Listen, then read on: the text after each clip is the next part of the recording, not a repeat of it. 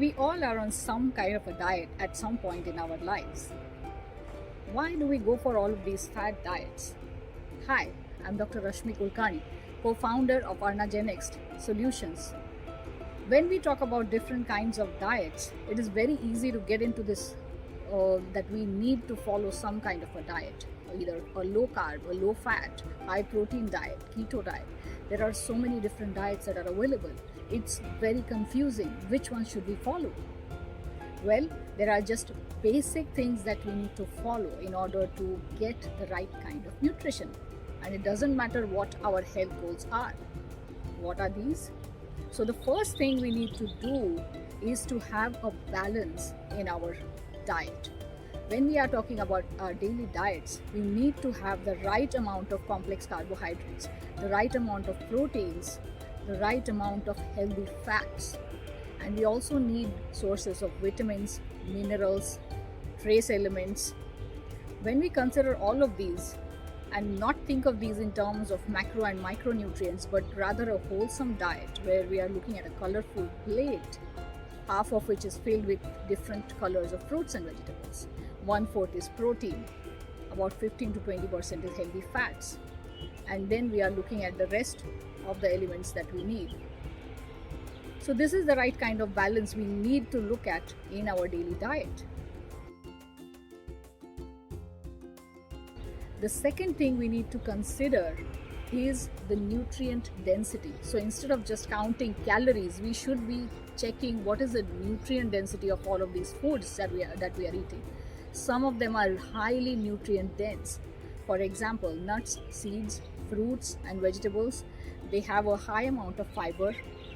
Fruits and vegetables have very good amounts of phytonutrients, extremely rich sources of vitamins and minerals. Nuts and seeds have healthy fats in them. So these are the nutrient dense foods that we are looking at. In contrast, if we consume foods that are very low in fiber, for example, pizzas, the white breads that come with burgers, these are the things that are very low in nutrients.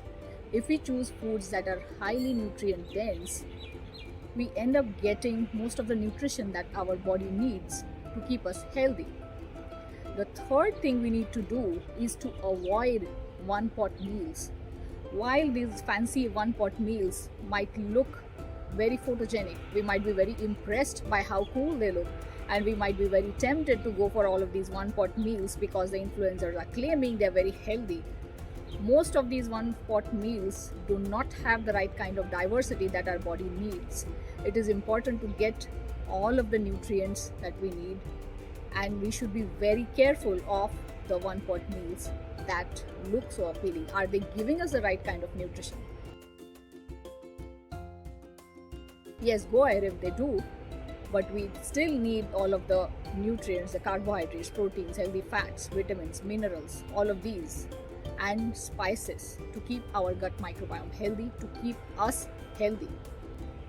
The fourth thing we need to consider is the portion size. So when people are dieting, they start controlling their portions, making them smaller and smaller. People go to extremes. We are either binge eating with very large portion sizes or eating very small portions of food which are not even satisfying our hunger, let alone give us the kind of nutrition that we need. So we have to be really mindful about the kind of portions that we need to eat. Are they satisfying enough? Are they giving us enough nutrition? Are they satisfying our hunger? We do not need to stay hungry, we just need to choose the right kinds of foods. That is a very important thing to consider. Portion size, the right portion size. Not too big, not too small.